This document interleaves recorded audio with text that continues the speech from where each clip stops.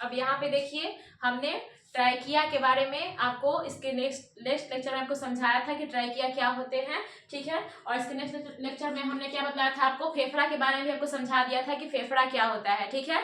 अब फेफड़ा में देखिए यहाँ पे आज हम क्या लेकर के आए हैं, श्वास नली यानी कि ट्राइकिया। आपको श्वास नली यानी कि ट्राइकिया आपको पहले समझा चुके हैं। अब आपको नोट्स के तौर पर आपको बताया था हमने कि नोट्स आपको देंगे हर चीज का, आपको सिर्फ समझाना ही मेरा काम नहीं है, आपको नोट्स भी प्रोवाइड करना हमारा काम है। तो अभी क्या किया हमने, श्वास नली लेकर के आए यानी कि श्वास नली ट्राइकिया।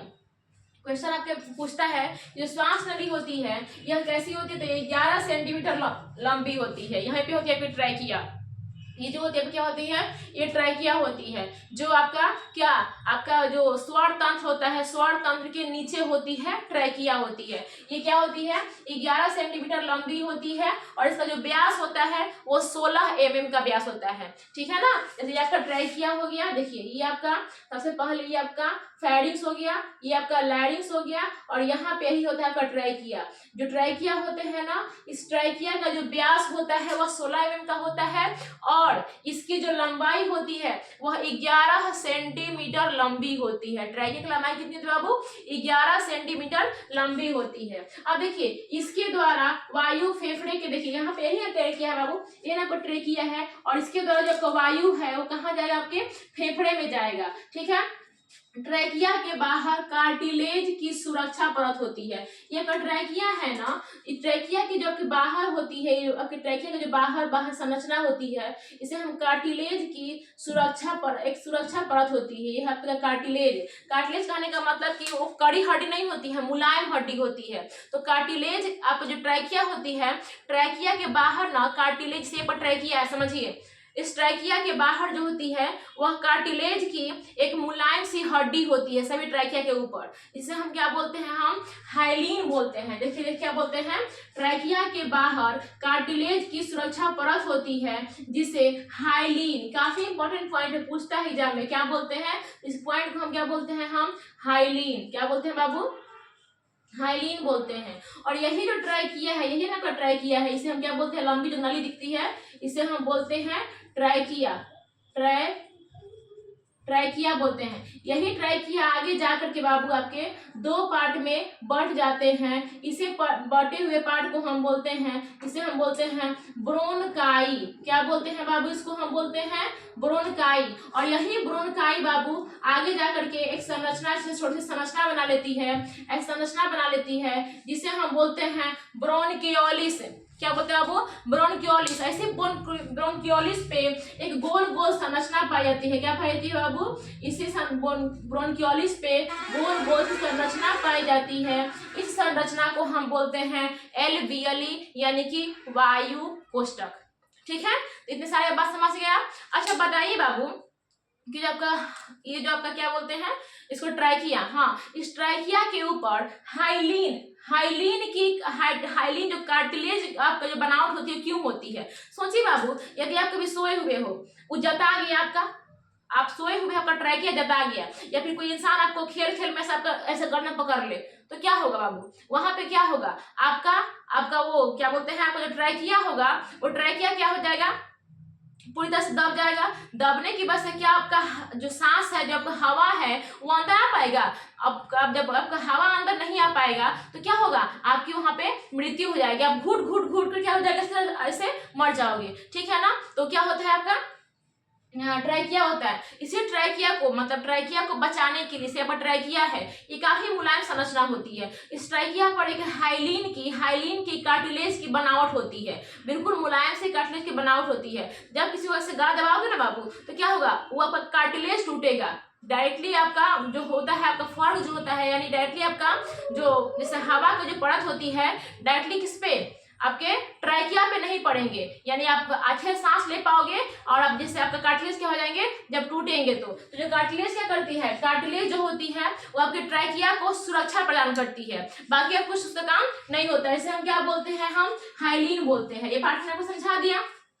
अब देखिए यहाँ पे ब्रोनकियोलिस के ऊपर आपका क्या था, एल्वियली समझाया था, क्या एल्वियली है, इसे हम हिंदी में बोलते हैं वायु कोष्ठक। ब्रोनकियोलिस के सिरे पर, यही ना बाबू, ब्रोनकियोलिस के, यानी ब्रोनकियोलिस के सिरे पर, देखिए ब्रोनकियोलिस है, बहुत सारी संरचना होती है, यानी कि ब्रोंकियोलिस के सिरे पर गोल संरचना पाई जाती है जिसे एल्वियोली कहते हैं। तो समझा दिए कि एल्वियोली क्या होते हैं, एल्वियोली कहते हैं। एल्वियोली गैसों के विनिमय का कार्य करती है।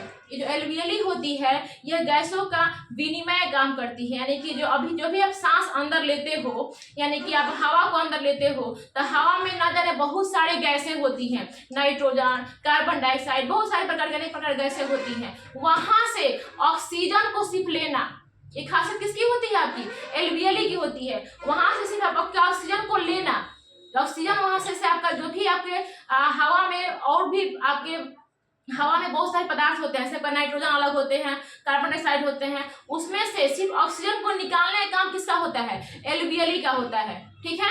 और फिर आपके ब्लड से CO2 को निकाल करके आपके निःश्वासन के द्वारा बाहर निकालने का किसका होता है, एल्वियोली का ही होता है। यानी कि ये जो एल्वियोली होता है यह गैसों का आदान प्रदान करता है, यानी कि ऑक्सीजन को लेगा, CO2 को छोड़ेगा, ठीक है ना। आपके वायुमंडल से जो भी आप हवा लिए हो श्वास के द्वारा, वहां से क्या होगा बाबू, वहां से जो आपका ऑक्सीजन को छांटने का काम कौन करेगा, आपका एल्वियोली ही करेगा, ठीक है ना। यही बात हमने लिखा है बाबू कि एल्वियोली गैसों के विनिमय का कार्य करती है। जब एल्वियोली, ये पॉइंट को कल समझाएंगे हम, इस पॉइंट को हम कल समझाएंगे कि जब एल्वियोली, जैसे एल्वियोली ऐसा होता है, बिल्कुल आपका ऐसा होता है एल्वियोली में बहुत छोटे छोटे छिद्र होते हैं। जब एल्वियोली के छिद्र में आपका काई जम जाएगा, यानी कि एल्वियोली के छिद्र जाम हो जाएंगे, यानी काई जम जाएगा, तो क्या हो जाएगा, आपको निमोनिया नामक बीमारी हो जाएगी। कौन सी बीमारी बाबू, आपको निमोनिया नामक बीमारी हो जाएगी। या फिर आपको जब कोरोना हुआ था तो कोरोना जो अटैक किया था किसके ऊपर अपना घर बना लिया था, एल्वियोली के ऊपर, जिसके वजह से इंसान ढंग से सांस नहीं ले पा रहा था। तो सब बातें जो है ना कल की वीडियो में आपको मैं अच्छी तरह समझाऊंगी कि एल्वियोली कैसे वर्क करता है, कैसे उसका काम है, उसका और क्या क्या जो भी फंक्शन है, संरचना से कार्य है, सब समझाएंगे आपको। फिलहाल के भी आप जितनी बातें मैंने यहाँ पे बताई है नोट्स के तौर पर एल्वियोली के बारे में, एल्वियोली क्या होती है, इसका मेन काम क्या होता है, यह गैसों के विनिमय का काम करती है, गैसों के आदान प्रदान करती है, ठीक है। अब मनुष्य में जो होती है, मनुष्य के फेफड़े में लगभग 3 × 10⁸ एल्वियोली होती है। कितनी होती है, जो मनुष्य होती है उसके फेफड़े में लगभग 3 × 10⁸ एल्वियोली होती है। इस प्रकार आपने सभी देख लिया, हमने क्या देखा, आपका ट्राइकिया को देख लिया, ट्राइकिया के बाद हमने ब्रोंकाई को देख लिया, क्योंकि ट्राइकिया ही होती है बाबू जो आगे जाकर के 2 पार्ट में बढ़ जाती है, जिसे हम ब्रोंकाई कहते हैं। और ब्रोंकाई में बहुत सारी संरचना निकली होती है शोर के समान, जिसे हम ब्रोंकियोलिस कहते हैं। और इसी ब्रोंकियोलिस पे गोल गोल से संरचना पाई जाती है, जिसे हम बोलते हैं एल्वियोली। और एल्वियोली का काम क्या होता है, एल्वियोली का काम क्या होता है, यह सिर्फ गैसों के विनिमय कार्य करती है। इतनी बात अच्छे से समझ गए। चलिए आगे हम नेक्स्ट वीडियो में देखेंगे कि एल्वियोली का और क्या काम है, इसमें कौन सी बीमारी हो जाती है, क्यों होती है, सारी बातें हम आपको नेक्स्ट वीडियो समझाएंगे। फिलहाल यहाँ के लिए, यहाँ तक आपको कोई भी दिक्कत अगर आती है तो वीडियो में आप कमेंट करके जरूर पूछ सकते हैं। और अगर वीडियो आपको अच्छा लगता है तो वीडियो को लाइक, सब्सक्राइब और शेयर जरूर करें। चलिए, थैंक यू।